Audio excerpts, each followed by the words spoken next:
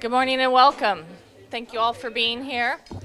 I'm Allison Hart, and I'm the CEO of the Gresham Area Chamber of Commerce, and we're very pleased today to present our Government Affairs Forum, our Legislative Candidate Forum. Is that better, Warner? Can you hear me? All right. Still can't hear me?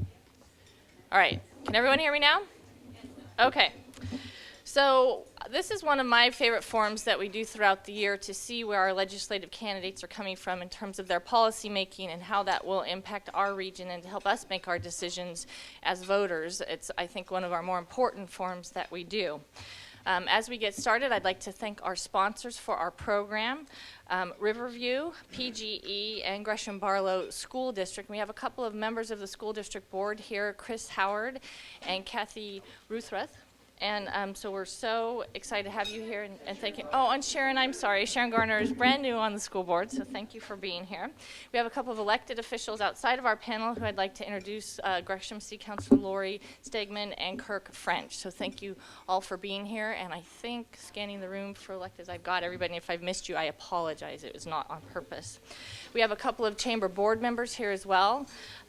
We have, actually Warner Allen, who is our chair of the Government Affairs Committee. So thank you for being here and all of his support working together on government affairs and our programming. And with that, I'm going to turn it over to Andre, my longtime friend and partner in the Government Affairs Council and Forum.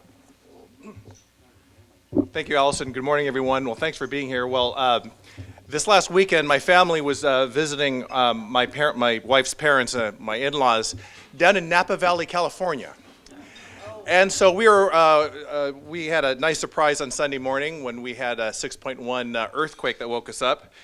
It was like being on a roller coaster ride for 20 seconds, except lying in bed. Boy, I'm glad to be from Oregon. And so exactly 70 days from now, Oregon will have its general election, and today we're pleased to feature our legislative candidates for state representative in House Districts 50, 51, and 52. So after redistricting in 2010, Gresham now is represented by 6 legislative districts, 4 House seats and 2 Senate districts. Today's forum is not a debate, but an opportunity for our legislative candidates to reply and respond to topics important to the chamber. So for today's discussion, we'll present questions to the candidates developed by the Government Affairs Council, and the chamber members are also welcome to ask questions if we have time towards the end. Candidates will have 2 minutes to respond to the questions, and the order in which they will respond will rotate alphabetically. At the end, our candidates will have the opportunity to give a 2-minute closing statement. Those statements will be given in order of district. So candidates for District 50 will go first, then 51, and then 52. Any questions? Good. Okay. Let's meet our panel this morning.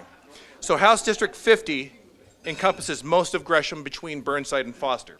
Dan Christensen is one of 3 legislative candidates who won his nomination by write-in in last May's election. He's serving his 2nd term as Gresham Barlow School District Board member. He has served as a pastor, musician, and today works as a sales and business development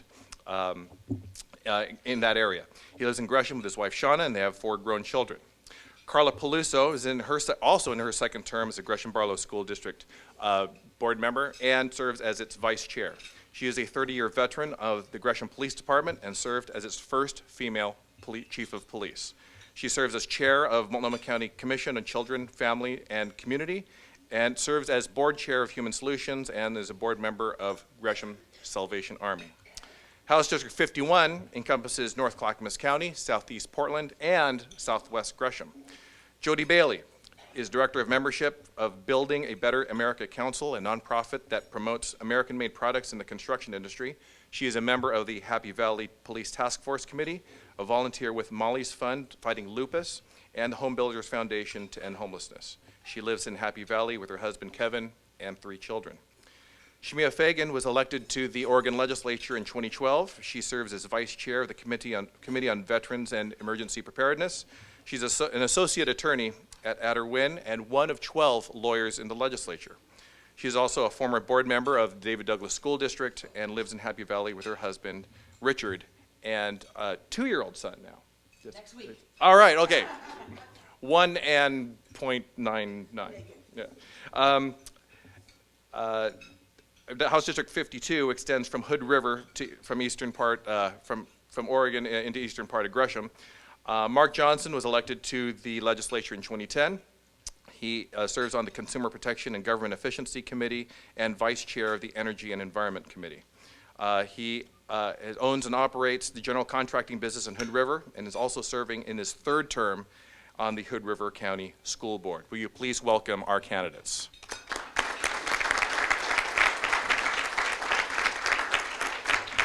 So we will go in order of alphabetical order, and that will be with Jody Bailey, Dan Christensen, Shamia Fagan, Mark Johnson, and Carla Peluso.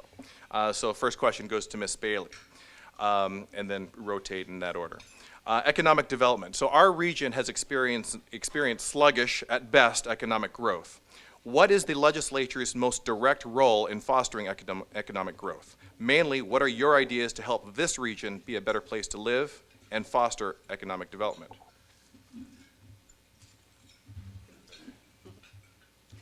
Well, thank you so much for having us all here today and for this opportunity to talk to you all. To address your question, part of what I do every day as a director of membership for the Building a Better America Council is one of my passions, and that is helping our businesses grow, helping to create a demand for American-made products, which will then equate to creating jobs in our country again and in our state of Oregon. Our motto is build local, buy local. We want to keep growing jobs here and keep the money here in Oregon, and I'm really passionate about that. And I think legislatively we can address these issues by trying to make sure that government is truly assisting our businesses in job growth and hiring. And I think that is our role, and I would want to be able to, in being part of the legislature, to stop any kind of unnecessary regulations. Every day I'm going to meetings, meeting local business owners, through having them become members of my organization, through a lot of chamber meetings and Happy Valley Business Alliance and those processes, and hearing that they're still struggling with regulations and taxes, things that make it difficult for them to feel secure to grow their businesses. I want to make sure that we make it a good environment that they can grow their businesses and that we can address all the solutions that they need to make that happen, and that includes a lot of areas such as infrastructure and land development, all of those things that will make it easier and a better process. Thank you.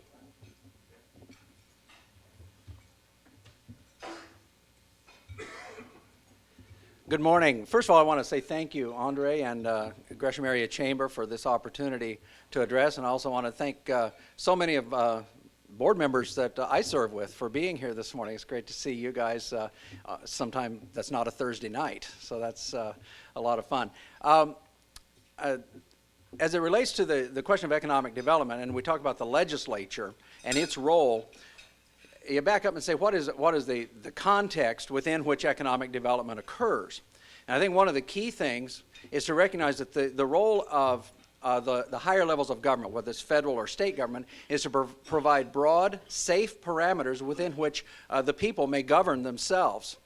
And as we look at local businesses, one of the things that I want to do as a state legislator is when I get down there, I want to find and permanently close the Commerce Prevention Department that apparently exists in some office somewhere, because businesses find themselves constantly turning around and having to deal with some regulation, some piece of arcane policy that, rather than fostering profit and fostering good development for their business, it tends to stand in the way like underbrush.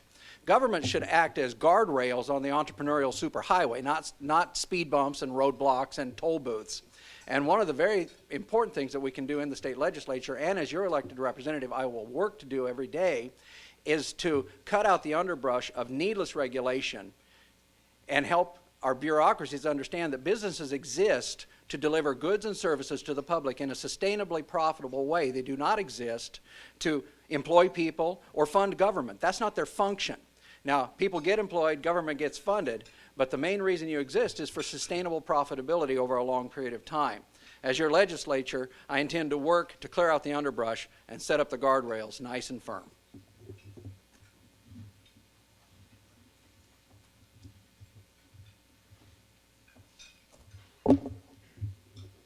The number one question, according to state business recruiters, that businesses ask when considering locating to Oregon is workforce. Do you have the skilled workers I need? Are you training people? Do you have a system in place that I will have a constant pipeline of skilled workers? This is the number one question. In fact, things like what Mount Hood Community College is doing with the customized training program is just spot on. It's exactly what we need. The problem is, in our state's community college funding formula, there's actually an inbuilt disincentive for these kind of programs. Because when a community college student enrolls at Mount Hood, the state invests the same money if that person enrolls in a manufacturing credit or a poetry credit. When obviously the cost and the equipment and the building space and the specialization to run a successful manufacturing program is much more expensive.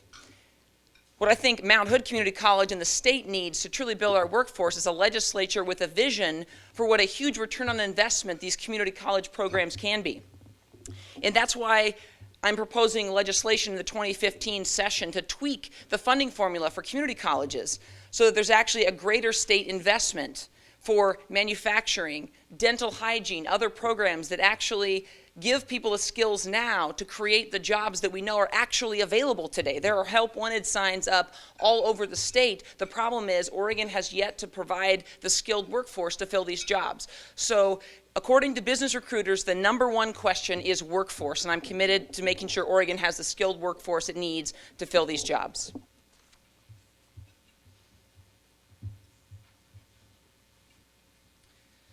Good morning. Good to be here. Great to see you all again. I did tell Andre, though, that I appreciate the noontime little forums a little bit more. I don't know about y'all, but I had come from Hood River, so Shimi asked if I had time to milk the cows today. I said, no, not before that, but we are here, happy to be here, and love to be in Gresham. I think the number one thing that the legislature needs to keep in mind as we think about not just local economic growth, but statewide economic growth is sometimes we have to just help ourselves from being who we are as legislators, which means we think we have the answers to everything and we want to tell you how to live your lives and manage your businesses. We don't. And I can't tell you how many times you spend so much time as a legislator just simply trying to disengage bad ideas that people have that they think are well-intended, but really would be harmful to you all as you try to live your lives, run your businesses, and maintain what you do here. I can't tell you how many times in the last couple of sessions we've had to derail ideas about such as mandating the payment of prevailing wage in enterprise zones. You know, people want to tell you how you have to pay people, what you have to pay them, and I understand that we want to pay people good wages and we want them to be successful, but why should we tell private capital how they have to invest and what kind of return they should get on that investment? I think what the Gresham City Council did recently with determining that you're going to issue a permit or at least a decision on every industrial permit within 66 days is exactly the type of thing that the state needs to take, people like us need to take back to Salem and say that's a symptomatic of the problem that exists in that state regulation is so burdensome and the time it takes to get industrial permits is a deterrent to other businesses want to come here and invest here and put down roots in Gresham and in other communities across the state. That's a symptomatic, and I want to really, really praise this Gresham City Council for doing that. But beyond that, we have other systemic issues. We continue to be in a state that penalizes the creation of wealth and capital. That's not a good thing. If we want to encourage business investment, we want to encourage entrepreneurship, we need to take a look at how we can revise our tax policies in Oregon too. So thank you very much.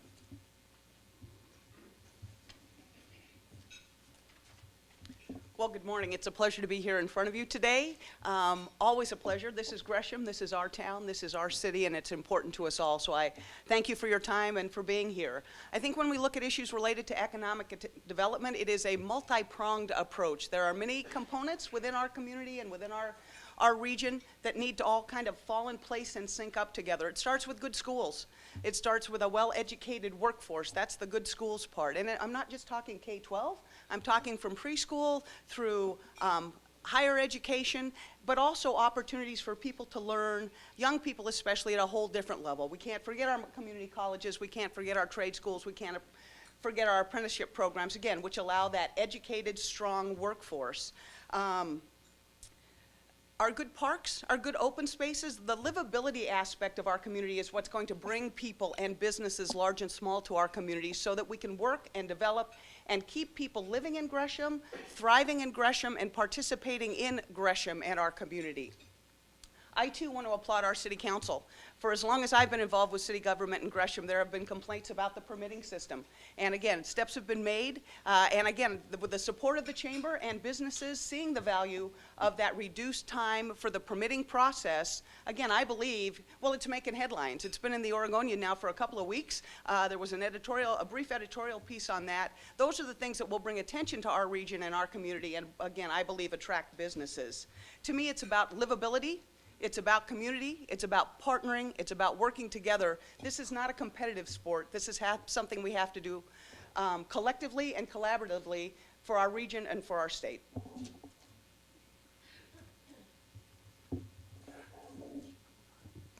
Mr. Christensen, we'll start with question number 2, tax reform. So we have probably the most volatile tax system in the union, a fiscal bonanza in good years, a drought in hard years. Reform ideas include abolishing the kicker to a sales tax. First, is tax reform needed? If your answer is no, you can just sit down. If so, how do we reform Oregon's tax system that adequately funds state government but is geared towards business growth?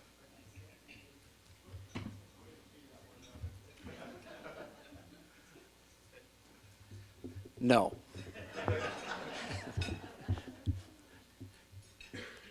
Sitting on the school board, of course, we have dealt with some budget realities. It's been frustrating, to say the least, as we've watched overall state spending increasing, and at the same time we were having to take actual real cuts at the local school level. And I'm not talking cuts in the rate of growth. I'm talking we were here and then we had to cut down to here and cut days and lay off teachers. Very frustrating for families, very frustrating for the community to have to deal with that. And so we've dealt firsthand with the volatility of Oregon's tax system. But I don't think it's so much the tax system that is the problem. We really don't have an undertaxation problem in Oregon, and we don't really have a revenue problem. What we've had is a priorities problem, and we've had a waste problem in Oregon. And really what is needed, tax reform I believe is needed, and I think we can move toward that. But I think what is needed first is efficiency in government. And we need to do better what we're doing. In the past term, we've wasted $500 million that had that been applied to education, we wouldn't have had to cut the days here in Gresham if all that money had been just applied to education. We've wasted $500 million on a website that never worked, on a bridge that, nearly $200 million for a bridge that produced paperwork and never moved one car across the river. And so waste is going to have to be the first thing that gets addressed. We can look at tax reform, but what Oregon doesn't need is more taxes. What Oregon needs is more taxpayers, and that goes back to economic development. And as your legislature, I will work to begin to streamline things so that you as the businesses can begin to grow, be sustainably profitable, and begin to hire people again. Because I know you want to. It's just you need government out of the way, and that, as your legislature, is what I will work to do.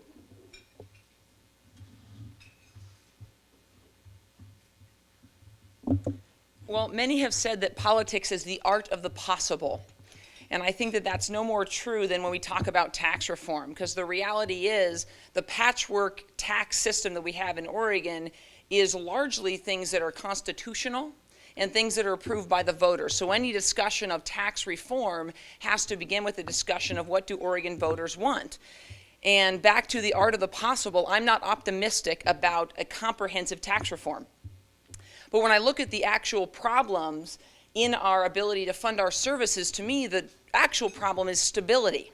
As was mentioned by the previous speaker, we have a boom in big years, and then we have a bust in bad years, and our services follow that same cycle. And so that's why I, with another freshman this last term, introduced a new mechanism for saving.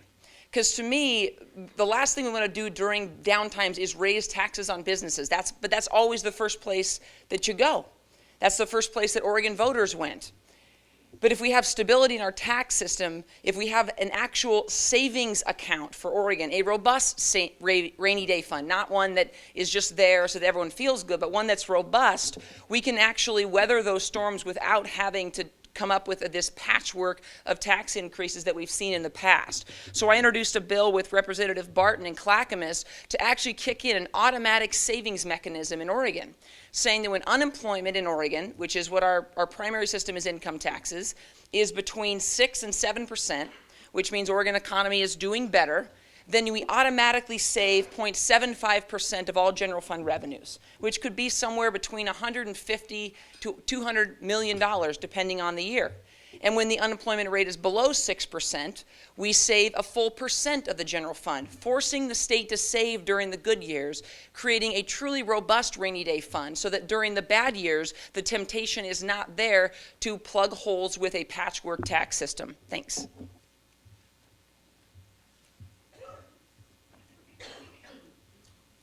It's going to be an aerobic activity by the end of the day, isn't it? A lot has been said about the need for tax reform, and again, if we're a state that's going to live by the income tax, it makes no sense that we penalize the creation of incomes in Oregon.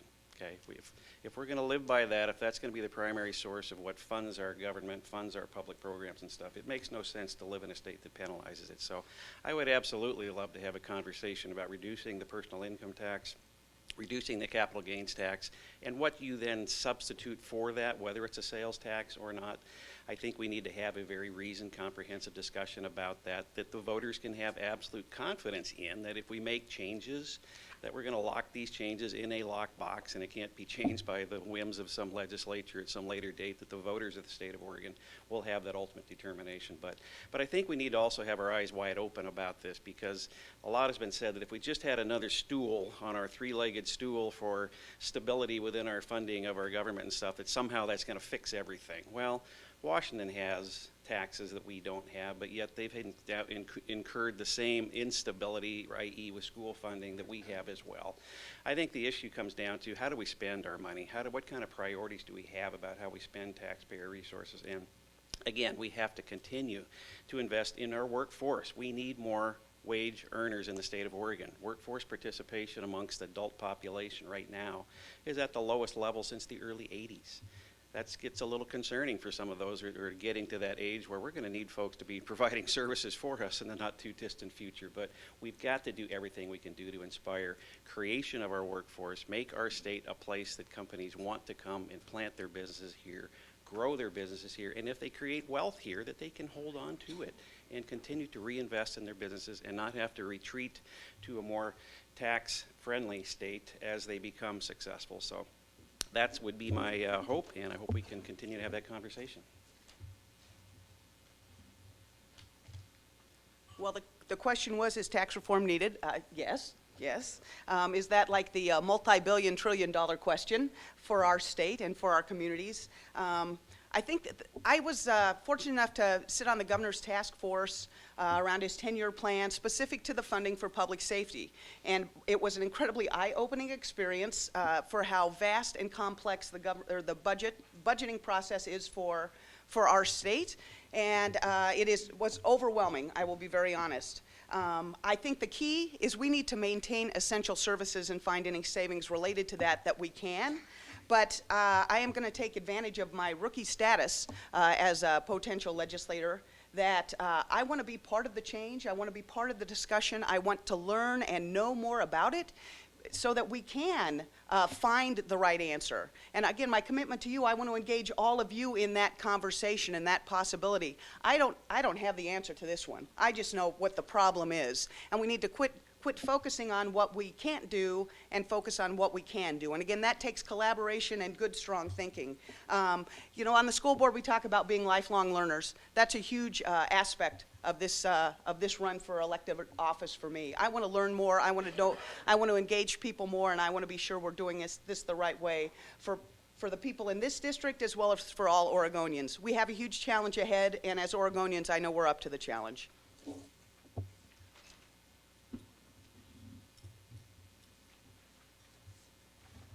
Well, I also, of course, think that tax reform is needed. I think that it's very important that we focus on efficiency, accountability, and transparency. I also think that it's crucial, following back to creating jobs. If people have living wage jobs and we're creating those jobs, then we will have the money to put into our tax system that will fund the programs for people when they really need them. I think that's crucial, and I think it's a much more long-term sustainable solution to providing the tax money that we need to fill those programs and keep those programs going. And I know just how important they are to help people through hard times. I also think that supporting and keeping in place the tax cut for our small businesses is very important. And as a legislator, I would make sure that that does not go away. I'm very glad that that was passed, and I want to make sure we keep it in place. I would love to see it extended to sole proprietors as well, to all businesses. If they have that ability to invest that money back into their businesses so that they feel more confident in growing their businesses, taking the step to hire, I think that's really important. I know how hard it is to feel insecure and not feel confident that you can take that step to hire a new employee. And I think that those avenues of job creation is going to help our tax system. I would also like to make sure that we also keep growing that trade skills force. I think we need to get that back into the K through 12 program. I think that is very important. I got to watch my son go through that and learn a trade skill that was crucial, and he was able to get a job right out of high school in the trades as a welder, and I think that's a really wonderful way for him to start, and it's filling those manufacturing and trade skills jobs that we have available and that we are lacking in our workforce in having people to fill those jobs. Question number 3, we'll start with Ms. Fagan, and we're dealing with land use. So East Multnomah County has the largest portfolio of industrial-ready land in the metro area. But in order for these businesses to become a reality, there also almost needs to be an alignment of stars of sorts with local, county, metro, and state. What's the legislature's role to get businesses into these sites and regarding land use?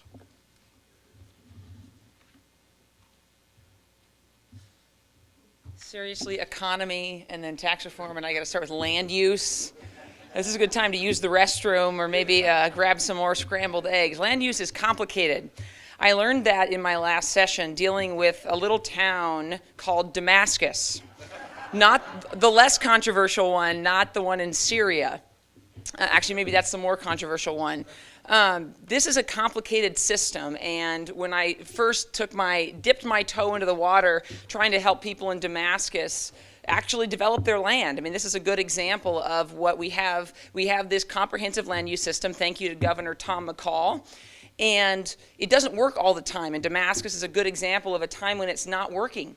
You have a set of landowners, property owners out in Damascus saying, all right, I've got the plans, I've got the blueprints, I want to build a housing development, I want to build a store, I want to build all kinds of things, and yet they failed as a city to come up with the plans that they need to come up with.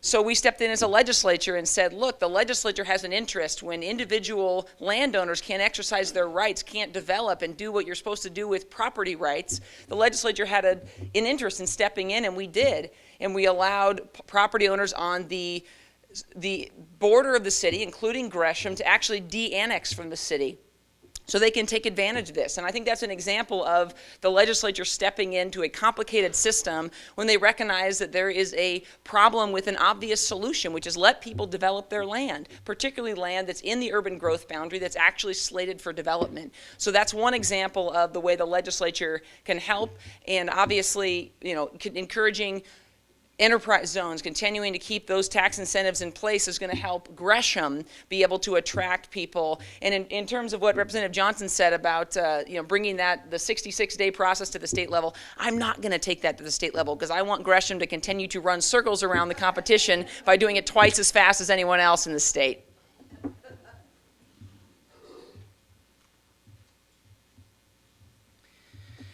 Well, we all are happy to live where we live. I mean, Oregon has an incredibly wonderful quality of life. And part of that is because of who we are. We have taken care of our natural resources. We have set aside reserves. I live in Hood River, which is right squarely in the midst of the only national scenic area within the United States. And that's good stuff.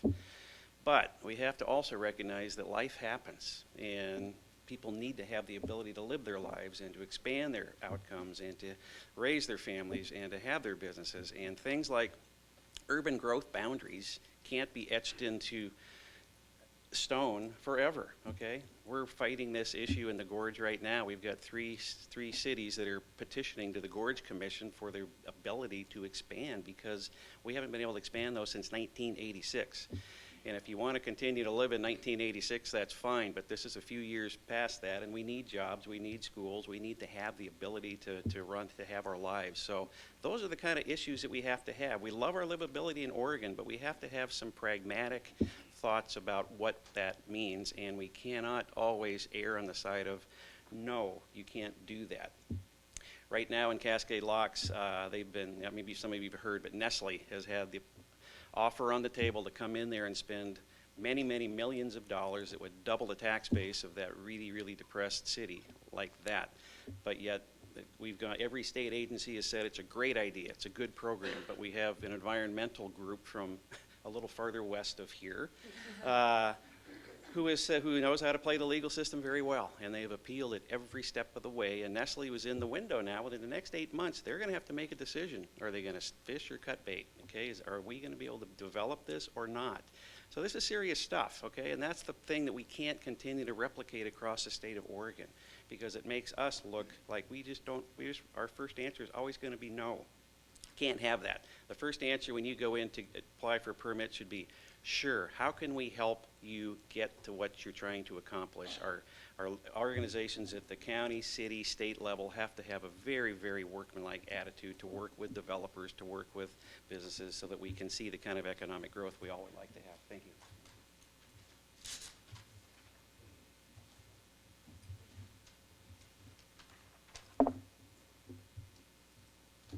Boy, who knew as a potential legislator that you're going to have these really hard questions today?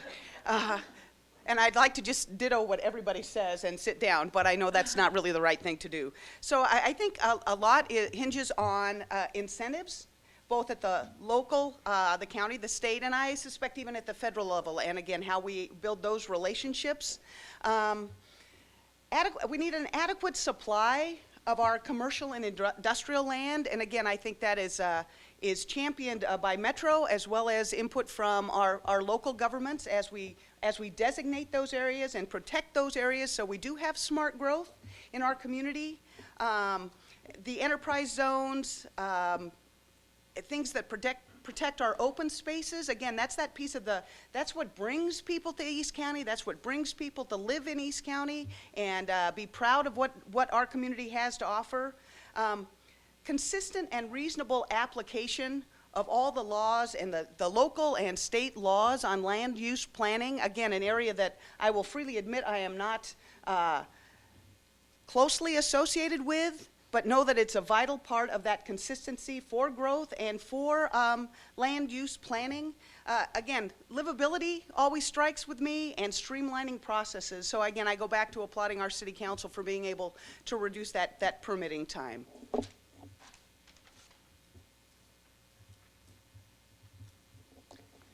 I as well was thrilled to hear about the reduction of that permitting time. Working in the building industry, I talk to builders every day who tell me about the battle they have fighting all the permits and how long it takes them. You know, a builder who's got a house ready to go, the homeowners are really eager and excited about it, and then it's at a standstill for months because of permitting issues. So that is a really great thing, and I applaud that. I think that with land use, we again need to go back to stronger local control so that the people in the city can use the resources they have to help the businesses that are existing here already grow and expand and to attract new businesses. I think that that also includes better infrastructure and addressing the transportation issues. We need to make sure that these businesses can get their goods to and from, and that's a crucial thing to attracting new businesses here. You know, there was a company, Tesla, that should have came to Oregon. I mean, how much better of a fit, a philosophy would there be than this company with clean energy? And they didn't even look at Oregon.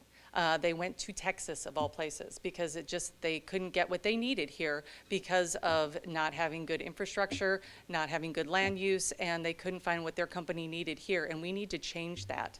I think that's crucial. We have a lot to offer here in Oregon. I love living in this state, and I think we really need to do more with transportation, with the infrastructure to attract the businesses to come back here and grow the ones we have.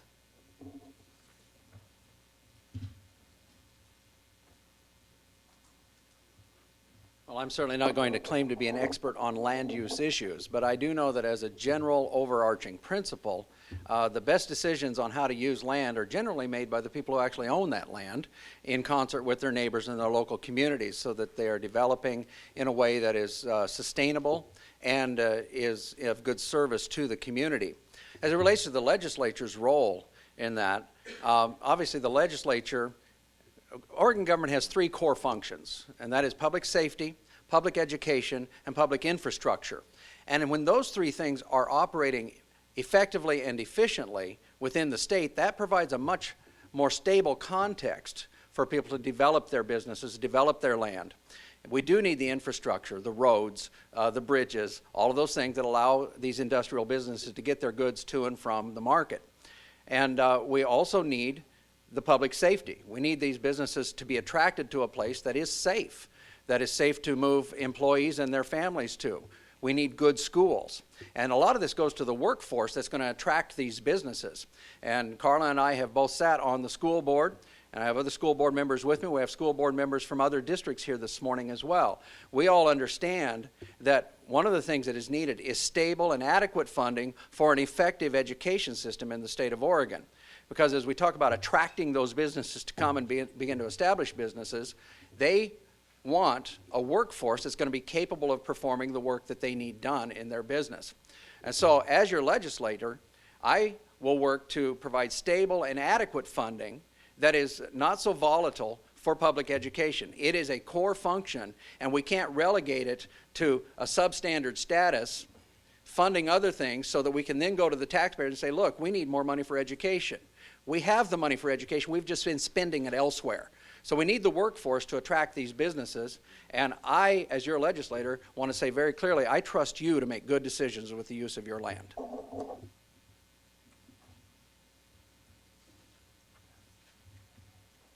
Question 4, we'll start with Mr. Johnson. Actually, this goes to education and workforce development. This is a big issue here.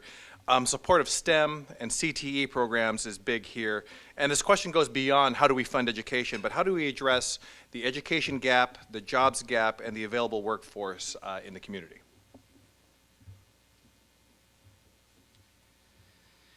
In my tenure as a legislator, I've had the opportunity to sit on, actually co-chaired the House Higher Ed Committee my first term. I'm still on the Higher Ed Committee my second term, and STEM education has been a focal point of mine. It's been a focal point of the state. A lot of conversations are happening from up and down the Willamette Valley to here to out to my neck of the woods in the Columbia Gorge, where our high-tech industry is really one of the drivers in what's going on in Hood River County. There's a reason why we have the lowest unemployment rate in the state of Oregon and Hood River County, and a good part of that is because of the environment that we've created for technology to come in and invest and be successful.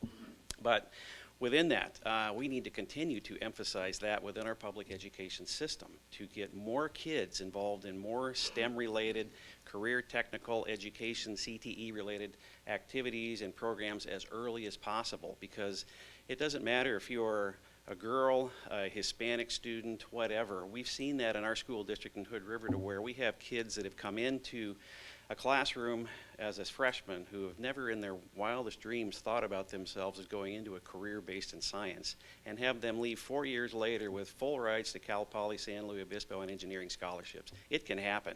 So the question is, how do we do that? Well, we need to be able to incentivize that in our school districts to make sure that there are the facilities available to teach quality STEM education. I've been out to Gresham Barlow out here, and there's Sam Barlow, pardon me. They've got the same science labs at Sam Barlow they had when they built that building back in the early 1970s, and they've got 45 kids in a chemistry classroom. You can't do quality STEM teaching in that environment. So there are some things that communities need to do to support public education, but there's other things we as a state need to do to invest in quality teaching quality programs, and we can create an environment of STEM and career technical education proficiency in this state that can really lead to great workforce development and truly make us a magnet for other corporations and businesses to want to invest right here.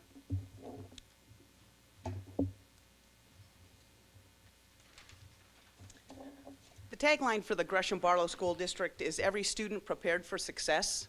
And I just want to focus on that word success. That can be defined in so many different ways, and I think what has been essential with public education is that we're now recognizing that there are a variety of ways that students can be successful.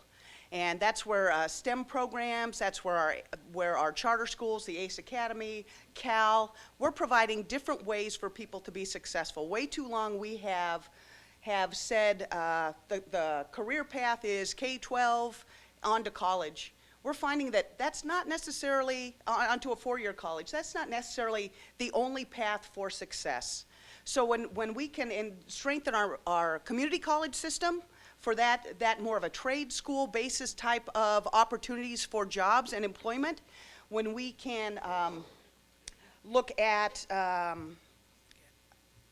again, internships, apprentice programs, again, the traditional trade schools, those are different ways our kids can prove to be successful and become the workforce that we need in our community. We also need to think about, with our K through 12, the emphasis needs to be on learning, not solely on the grade. So often our teachers are focusing on a very specific path of teaching, generally dictated by our federal government right now, that we need to, again, provide those opportunities that each child, again, can be prepared for success. It's for our workforce, it's for our leaders, it's for our future, and I cannot leave public safety out of this. We know that when someone is educated, has strong self-esteem, they are less likely to be a victim of crime and less likely to be a suspect of crime. It's big picture, it's key, it's the foundation for our future.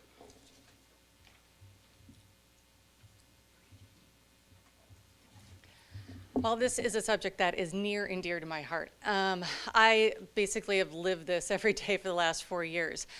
Through my son has been beneficial in, has had the benefits of going to the Sabin-Schellenberg Center in our school district where I live, and getting to see him learn a trade all through high school that is now taking him to learning welding and having a job successfully right out of high school at 18 years old, working for a large company, welding barges, and earning a living wage job, earning almost more than his mom. And I am so proud that he's had this opportunity to learn that there are many ways to be successful. And that, watching the kids in that program every day for the last 4 years, my daughter is going to be a senior. She's been part of the animal science program. She's also been part of the police science program there, learning that, love that. Thought she might follow in her father's footsteps and go into the police force, but I think she's leaning more towards literature. And I'm just thrilled that they get to learn all of these avenues, and making sure that our kids have those programs, I think, is crucial in K through 12. Because, even though the programs are great and I really want to see them increase in our community colleges, in K through 12, there's a lot of families with their kids that don't necessarily have the ability to be taking them outside of the school day to the community colleges. They don't have the money to pay extra tuition, and having that as part of their high school education was really a great opportunity. The school bused them to those locations, bused them from Rex Putnam, Milwaukee High School, and Clackamas to the Sabin-Schellenberg Center, and it was part of their school day. And there was very little extra cost to getting those as college credits as well. And I think that learning that was just, it was an amazing experience for me to see that we have those opportunities. I was raised by a father who did not have the opportunity, who didn't have the money to go to college. And he learned to be a mechanical electrical engineer, just working his way up through the trades to become a corporate engineer and to be incredibly successful. And I want to see all of our kids know that there are so many avenues to be successful and layer education with experience, because I hear every day from manufacturers and business owners that I talk to in all my experiences that many of these kids are coming out of college and they're great and they have great potential, but they don't have the experience. This way we can layer both of those things and make sure our kids are extremely successful in going into the workforce.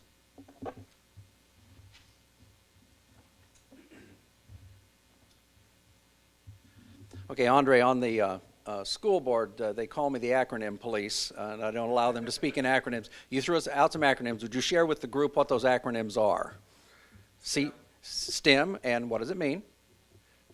Science, technology, education, engineering, math, right. And CTE is career, technical, education. Okay, and thank you. Yeah, you know, I always tell the administrators that the people I represent don't necessarily always know the acronyms, so I always ask them to spell out what they're talking about. As Carla has stated, our motto in our district is every student prepared for success. And I agree with Carla. Success is not defined as going and getting a bachelor's and then a master's. That's not success for everyone. And I think a lot of what's happening in our schools is that we have, first of all, by the time you put mandates from Salem and mandates from Washington, D.C., and the restrictions of our contracts with our teachers' unions and our classifieds unions, and all of the various regulations and policies, that classroom teacher has very little wiggle room to really apply the creativity that their status as a gifted educator would allow them to do. And so I would like to see a lot more freedom for our teachers, because second only to their parents, they spend a lot of time with that kid every day, and they, in concert with those parents, probably have the best idea as to how to begin to guide that child toward the right conclusion of their education. Additionally, right now in the state of Oregon, if you are a retired Boeing engineer, an MIT professor who's retired, or an 8th grade dropout who developed a successful contracting business and are now retired, you're not qualified to teach in our schools. And we're missing some very untapped synergies. A lot of what can develop these kids is getting alongside relationally with somebody who has succeeded in a field that they are interested in. Job shadowing, as Carla said, apprenticeships, and these need to be quantified and inculcated into our educational system. And one of the things I want to do as your legislator is to begin to cut down some of these restrictions that allow these community synergies to come in and teach our children. Thank you. Well, Andre wasn't kidding when he said this is not a debate, because I would say yes, yes, yes, yes. This is a great discussion. There's no question that we have to get these CTE, career technical education programs, back in our high schools. That was critical for my older brothers growing up in the Dalles. That's why, as a legislator, one of my first bills that I sponsored was to actually create a targeted grant fund for schools that had never started a career and technical ed program, or ones that had shut them down during the recession and needed to restart them. And we actually invested over $10 million for school districts just doing this one thing. But I'm going to also talk about one other thing I learned that other states are doing. Part of being a legislator is you don't have to reinvent the wheel every time. There's a round thing already out there called a wheel that other states have discovered.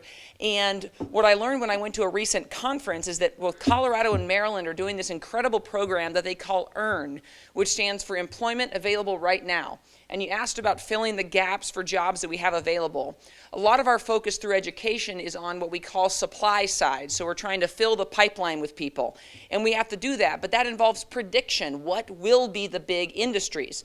There's other states doing that and some demand side. They literally allow different sectors. So for example, wind turbine builders, multiple companies that are all doing the same thing to come together and say, hey, look, between the four of us, we've got 117 jobs that all require this specific welding skill. And the state actually allows a grant fund, Maryland and Colorado both do this, that says, okay, 5 wind development companies, here is some money to get the equipment, the instructors, whatever you need to teach 117 people that exact welding skill and fill those jobs right now. I've already sought to have that bill drafted in Oregon, and that's going to be one of my first priorities as a legislator in 2015.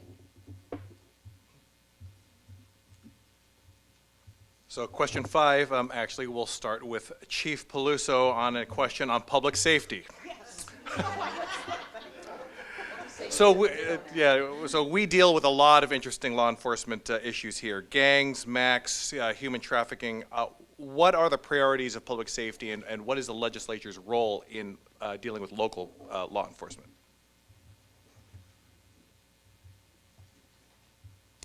Well, oh shoot, okay, well, okay. You can have my time. Thank you so much. Well, the role of the state in with public safety actually is that it's the huge funding stream and the issues related to funding. But I have to say, when you look at the issues related to public safety for our community, I think the highest priorities fall again with the safety of our schools. Again, I applaud Superintendent Flores, who is here today, for the tremendous job that was done with the tragedy at Reynolds High School. But that started years ago when we brought school safety officers into the schools. And I was instrumental with that with the Gresham Police Department. But it was also partnering with all our districts, recognizing that crime doesn't stop at boundaries or borders or those sorts of things. I think that's a piece of the puzzle with the state, recognizing that so many of our programs, to be successful with public safety, it goes regionally. It goes further than our own cities. The bad guys or the good guys don't know the difference between borders and boundaries and those sorts of things. No, he said I had 15 minutes. Not please. Issues related to gangs. It is very, very important to me that the gang funding remains with our East Metro Gang Enforcement Team. Again, something that I brought forth to the legislature. Actually, the legislator came to me when I was chief and said we need to do something. We worked collaboratively. We brought this team together. Again, it isn't limited to one jurisdiction. It isn't limited to one county. Because we have to tackle those issues regionally, literally globally, if we're going to make change. It's the same pattern and necessity when we're talking about drugs, whether we're talking about sex trafficking, whether we're talking about domestic violence, all those sorts of things. It's a collaborative, needs to be stable and good funding. It is part of the essential services of public safety, right down to the level 2 of our patrol officers. And we have to keep the state police funded. As you know, we have had police departments close in some of our smaller departments in the South. We have to ensure our state remains safe, but we'll always step up for Gresham first. Thanks. I too think our public safety is incredibly important, and I really think we need to step up that funding. And I am not against, increasing funding for programs and knowing exactly where my money is going, and that is one avenue that is really, really important. And coming from once being part of a police officer's family, being a police officer's wife, I understand all those needs and how crucially important it is to supporting our police services. And in doing that, I think we need to make sure that we are educating our parents as well. And part of keeping our kids safe in schools, also educating the children and the parents to the things that are going on today. One of my recent experiences is, one of my daughter's little friends wasn't aware on the internet as well as she should have been, and was approached by somebody pretending to be a young boy and was actually an adult, and she was one day away from being lured to Clackamas Town Center to meet with this person where she would have been drugged, beat up, and kidnapped, and may never have seen her family again. And it was through the awareness of her friend's parents, somebody noticing it, training their other children to notice something was wrong, that alerted them, and they were able to stop that. And I want to see us get more education in the school systems for our kids to know that. I know that it's already ongoing, but I think it needs to increase. And making parents aware and making sure they're educating their children in those areas. Also making sure that in communities that are feeling out of control, where they're having a lot of crime issues, and it may not necessarily be violent crimes, it could be just their property crimes. Some of those areas have been increasing, and I've been out there knocking doors and talking with people every day, and some of them are feeling that they don't have the help they need, and it's just a matter of trying to help them connect again to their local law enforcement, who is there and more than willing to help them. And they just needed a helping hand, and that's what I've been trying to do, and encouraging them to talk to each other and not be afraid to take back their communities, and that they do have support in their local law enforcement, and they just need to reach out and get that. And I think those issues are crucial. Thank you.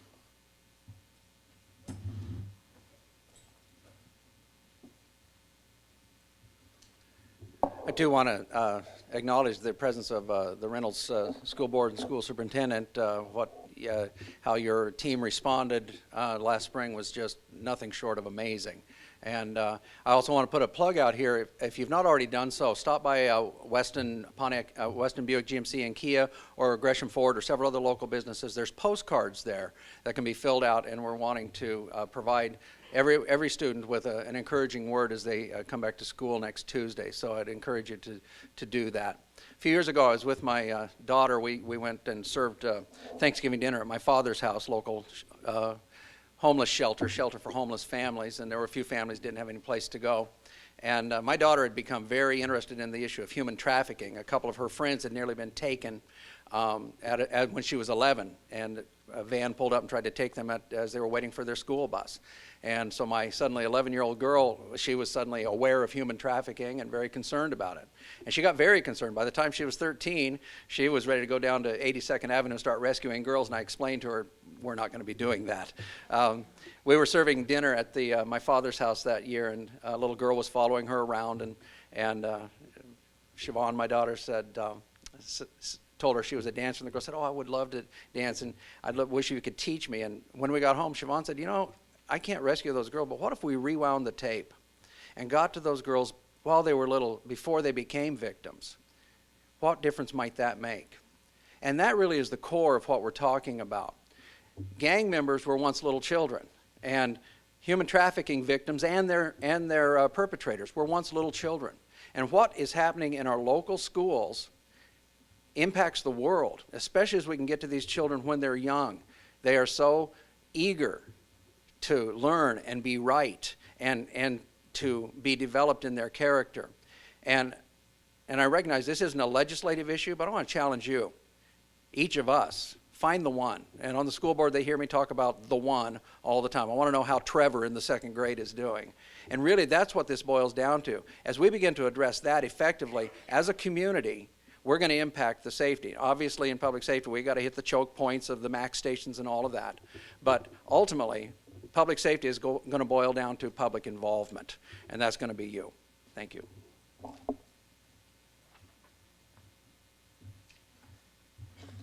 Well, I'll be the bad guy on this question and identify one of the obvious problems and one of the reasons that Gresham has seen an increase. Portland's been a really bad neighbor on the west end of Gresham. As Portland has pushed its poverty east and not provided the wraparound services that families in need are in desperate need of, you have seen an increase on the west side of Gresham of crime and other issues. Portland has been a very bad neighbor. Now, I've been called a lot of things in my first term as a legislator. I tend to be a bit of a lightning rod. My favorite thing I've been called was from the Gresham Outlook, when the Gresham Outlook called me, quote, a fierce advocate for East County. And the reason they called me that is because in all of the priorities I could have focused on in my first legislative session, I was focused on delivering sidewalks in East County. And the reason this relates to public safety is because when you drive down Southeast 136th Avenue, where 1/3 of the sidewalk project that we fought for has already been built, you will see a remarkable difference in that community. It just looks different. And when I was knocking out there just the other day and the neighbors said, oh my gosh, thank you so much for these sidewalks, they just talk about how there is so much more pride in their community because their community doesn't look like a ghetto, because there's beautiful new sidewalks, there's places to walk, there's places to safely cross the street. In addition to all of the other things that have been mentioned by my esteemed panelists, we need to give people pride in their communities and something as basic as sidewalks and crosswalks so that someone can have someone come over to their home and be proud of where they live. Keep their yard a little bit nicer actually does deter crime because it makes neighborhoods look nicer. It makes people have greater pride in their communities. So in addition to all of the wonderful things that I would mention, I'm proud to have stood up for East County and to have, everyone wants to deliver something real in their first term. I literally delivered concrete, and I'm proud of that.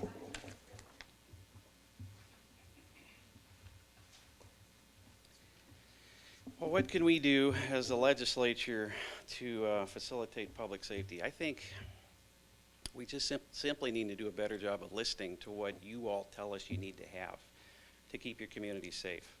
I think too often we try to tell you what we think you need to be doing, and who knows better than what the issues are in Gresham than the people in the city of Gresham and Troutdale and Wood Village. And we heard loud and clear on this issue when we were considering the medical marijuana dispensary issue back last session. We were dealing with that in February. We heard from the counties and cities that you all wanted to have as much local control as you possibly could on citing that. And there was a bill that passed. We could have passed the bill, pardon me, that had bipartisan support. But unfortunately, some of Shamia's colleagues and so forth felt very strongly that they didn't want to go down that route. So what we handed you was a one-year moratorium option, meaning you're going to have to revisit that again and go through that process again. And I was really disappointed about that, because to me it was a top-down way of saying, you really don't know what's good for you. We in Salem know what's better for you. So we need to get away from that. But the other thing I would talk about, and it's been discussed here today, is education. If a student leaves the 3rd grade reading well, they're 4 times more likely to graduate from high school. You understand that? For a district like Reynolds that has a graduation rate in the mid-50s, 57, 58%, think about what difference that could make in your community if we would simply invest the resources necessary to make that happen. That alone can transform communities, and it can transform our state. So those are a couple of things that we can do. There's obviously a lot more, but in 2 minutes it's hard to get that in. So. All right, this will be our last question before we go to closing statements, and we'll start with Ms. Bailey. PERS, the big elephant in the room. Even with the passage of the grand bargain last year, there is still going to be a fiscal day of reckoning for Oregon. 5 words. How do we fix PERS? You each have 2 hours.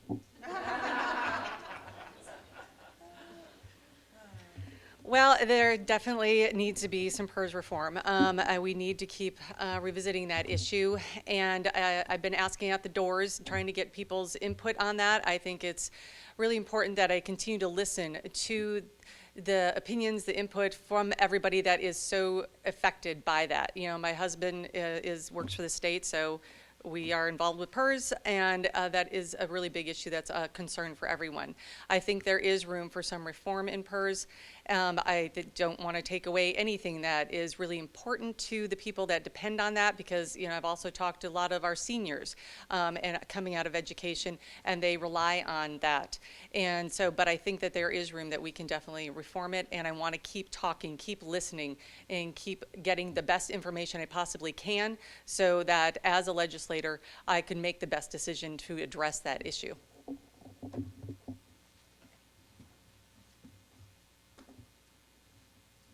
Obviously, sitting on a school board, we look at this issue quite often, and as those on the school board are used to hearing me talk about, I want to know how what we're doing impacts Gloria sitting in the 4th grade classroom over at Highland Elementary. And much of what's been happening is that the PERS bite out of our budget has just kind of been incrementally increasing to the point where that's money being spent that's really not helping Gloria over here at Highland Elementary. Obviously, a promise made, honor requires that we keep that promise. And as people have worked, played by the rules, and been awarded the PERS pensions that they are receiving now, absolutely that should not be touched. But at some point we've got to draw a line in the sand and say, from here forward we have a more reasonable program. And we need, I think we need a better level of employee contributions into the PERS system. And I think that the legislature needs to take a hard look at a lot of options. I don't know what the answers are, but I know that the answers are there. And we need to very creatively begin to look at how we're going to address this so that the services that the government delivers are being delivered effectively and efficiently without having a huge hunk of the budget for those services going toward a system that is literally draining the effectiveness of those programs. So I'm ready to look at a lot of different options as we move into Salem and begin to look at this issue once again, because as Andre rightly states, there's a day of reckoning coming, and the next legislative session will have to address this. And I'm ready to hear good ideas about this, because we've got to fix this, and we've got to fix it now.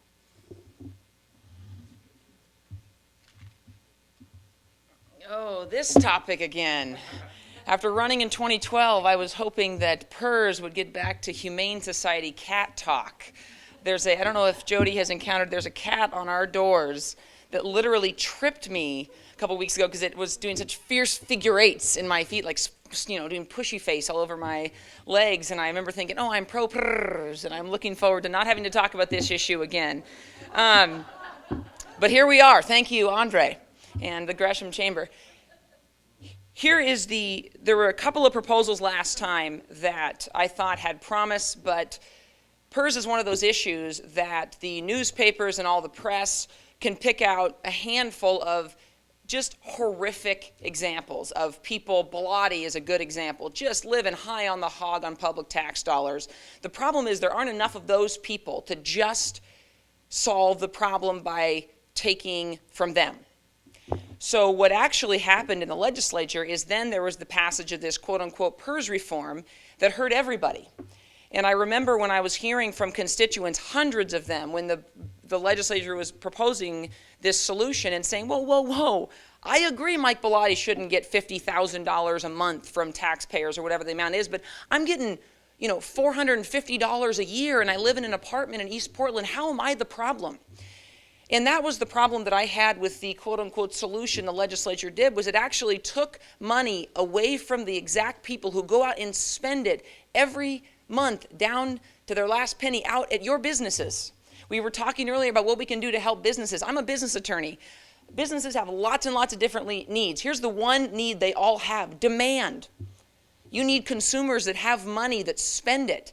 And the PERS reform that was passed took money out of the pockets of the very people who spend their paychecks down every month, who spend their pension down every month. That's less money that they have to go spend at your shop. That's less money that they have to go stimulate the Oregon economy. So there will be a day of reckoning. It may be sooner than we think. The Supreme Court is considering the changes. As was mentioned, a promise is a promise under the Oregon Constitution, and it's up to the Supreme Court to decide if that promise has been broken, which means we're truly back to square one. And I hope then we'll look at some serious considerations like taking some of the management in-house. That was slated to save literally millions and millions of dollars, but it got shelved for the more attractive one of attacking kind of, you know, the monster the newspaper created. So I'm looking for a more sophisticated approach to this in the future.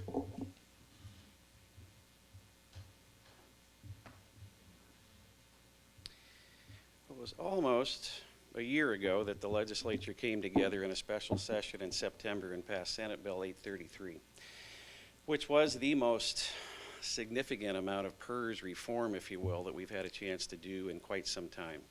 And I'm going to quibble a little bit with Shamia and her read on this, because what Senate Bill 833 did was primarily just address the cost of living adjustment that every PERS beneficiary receives, in that once you have your base amount that you get every month, there has traditionally been a 2% COLA on top of that year after year after year after year.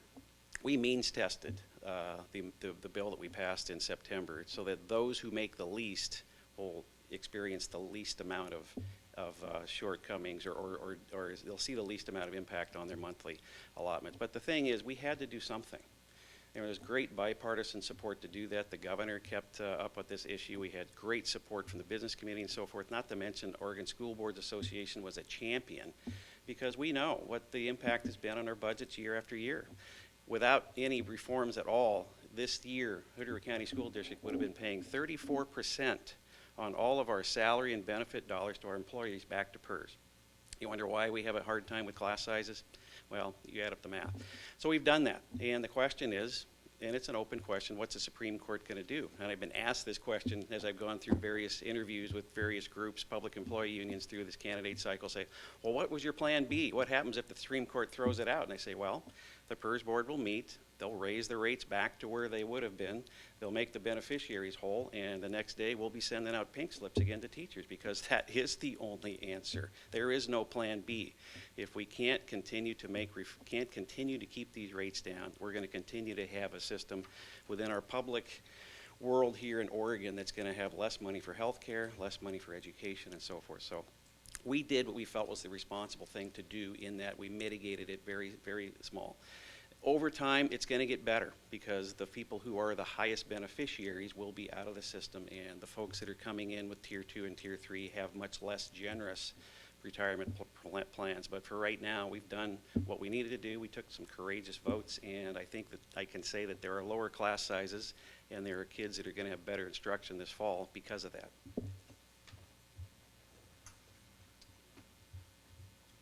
Well, I'll start with full disclosure. I am a PERS retiree, so this is an important issue to me, as it really is for everyone who works within the government. I think what PERS reform is necessary. Reform to me means change, means improvement, means bettering the system. So we just need to keep the conversation going, and it really does need to be a bipartisan conversation. I think this is one thing that is encouraging to me at this time with our legislature. There does seem to be far more working across the line, as they say, as has been in the past. And I think this is one that needs to be truly bipartisan. again, reform, challenge, change, collaboration, the conversation, and bringing the right people to the table. Those who are impacted by these changes need to have a stronger voice on how this can be. Their thoughts on fix or repair or moving forward is really, really, really important to me. I agree, we need to wait and see what the Supreme Court has to say. I think there could be some impact just from that decision. But at this stage of the game, we are not going to cure the ills of our state from a financial perspective solely with PERS reform.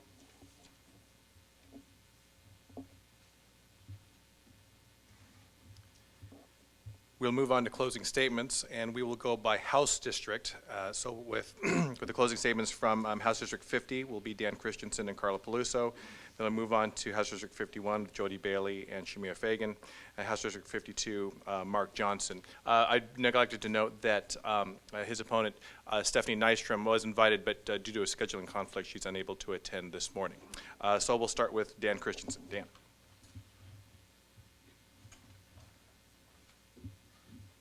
Well, thank you again, Andre and Gresham Chamber. I really do appreciate this. Thank you, panelists, as well. And thank you, my opponent, Carla. It's great to have an opponent that I can compete with as opposed to having to run against, and I think Gresham is going to benefit well from a good discussion in the coming months. As I've walked through our district, knocking on many hundreds of doors, I have met some amazing, capable, insightful citizens who have confirmed to me our many shared values. Among other things, they value harmony. More than celebrating diversity, focusing on that which divides us, they, like me, believe we should instead focus on what unites us. They're tired of politics as usual, politicians as usual, and problem-plagued policies as usual. Those on the school board have heard me say more than once that nothing changes until something changes. In this election, we have the opportunity to send a strong message to Salem that in a state that was famous for death with dignity, we are ready for a culture of life with dignity. A culture where government is focused on essential services, public safety, public education, public infrastructure, and where those services are delivered effectively and efficiently. A culture where government minds its business and protects the right of the people to mind their businesses and homes free from intrusive government. A state where government acts as guardrails rather than toll booths, speed bumps, detours, and roadblocks on the road to sustainable economic vitality. For too long, elected officials have assumed they got elected to go to Salem and wield the power of the government to restrain those who elected them. When I'm elected, I won't do that. You are best qualified to govern your own life without bureaucrats babysitting you, counting your calories for you, planning your retirement for you, choosing your doctor for you, or raising your children for you. My role as your elected representative is to wield your power, the power of the people, to govern the government. And in Salem, I will press our rightful demand that state government begin once again trusting the people and their local elected officials with the task of dealing with local issues and problems. And it is my distinct honor to ask you for your support and for your vote. Thank you.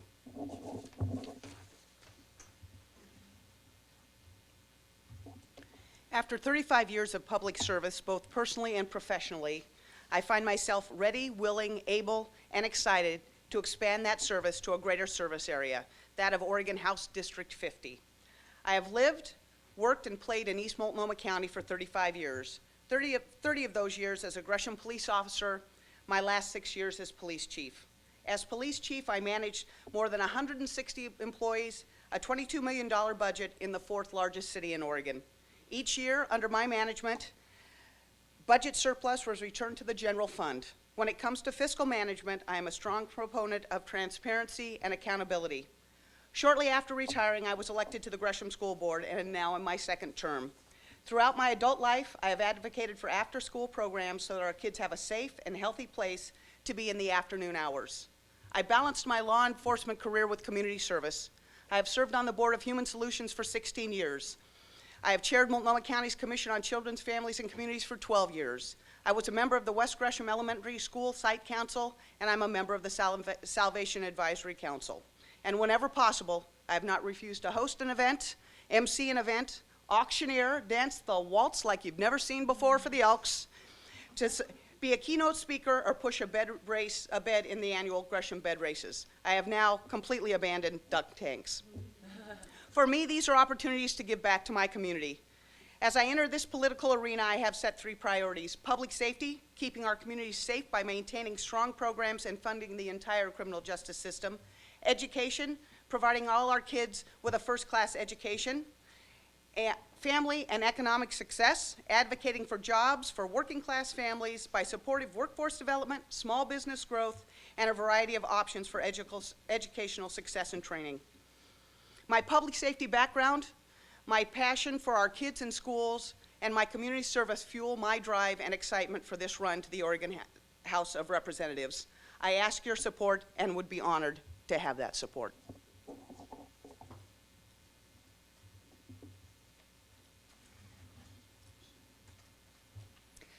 Public service is something that I am passionate about.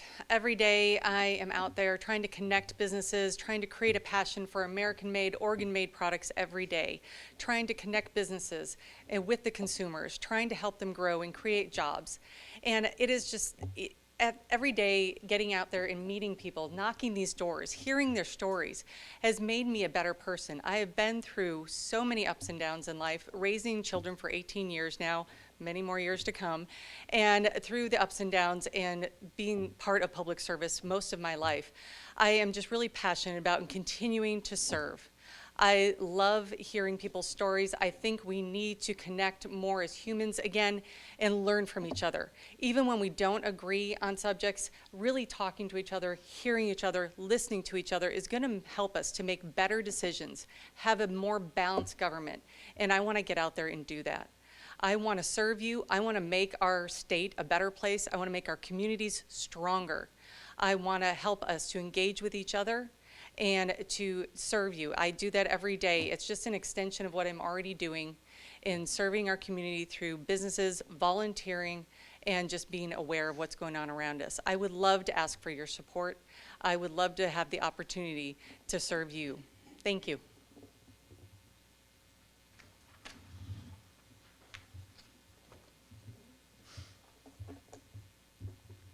I was a 9-year-old girl in Dufur, Oregon. My dad was struggling to raise 3 kids by himself. My mom was drug addicted and homeless on and off the streets of East Portland. You'd think I was hopeless. But I learned that year in an Oregon classroom that I had the same shot as every other kid if I was willing to work hard and fight for it. So I did. I worked my way through college and law school and built a career as a business attorney. My older brothers, they fought for it. They learned skilled trades in high school. And today they both own homes and support their families as a diesel mechanic and a welder. Today, as a mom of a 1.999-year-old, I worry that the same opportunities that Oregon gave me, that many of you gave me, won't be there for the next generation. So in my first term, I fought to change that by restoring funding for career and technical education programs so that every Oregon kid, even those not headed for college, are headed for great careers. We provided greater access to entrepreneurs with access to capital, funded small business development centers at Mount Hood Community College and Clackamas Community College, and boosted funding for local schools. I recently learned that Gresham Barlow is going to have a full school year this year for the first time in nearly a decade. I'm proud of my first term, but there's more work to do because Oregon schools need not only enough money, they need stable funding. And Oregonians need not only a job, they need a good job that pays well with opportunities to move up. So I offer my Oregon story as a testament to the kind of place that Oregon can be. And with your help, we can be that Oregon again. I'm Shemia Fagan, and that's why I'm running for re-election.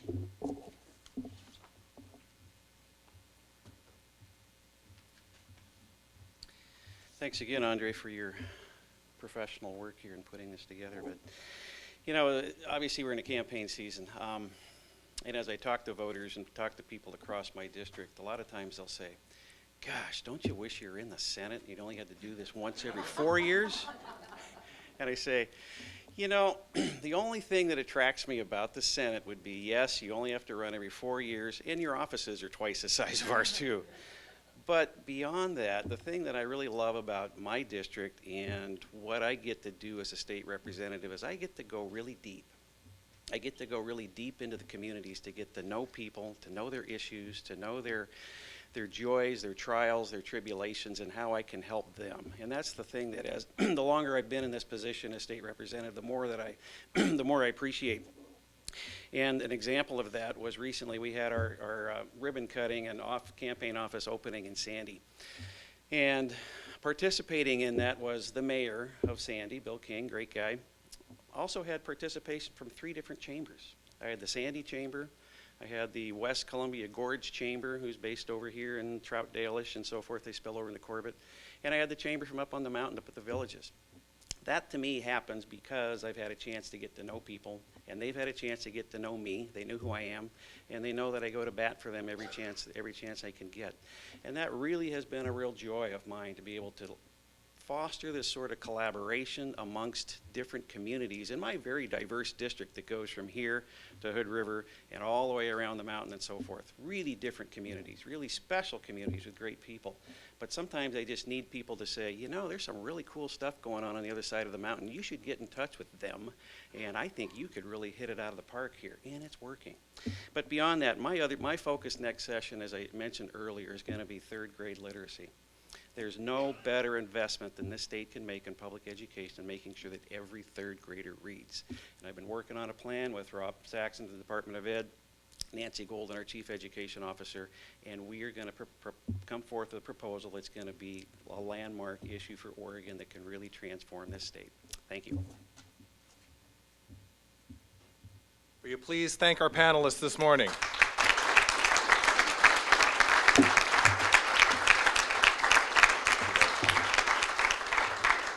"70 days till Election Day. Get back to work." A couple of announcements. Please fill out our evaluation form that gives us feedback on topics and speakers for future programs.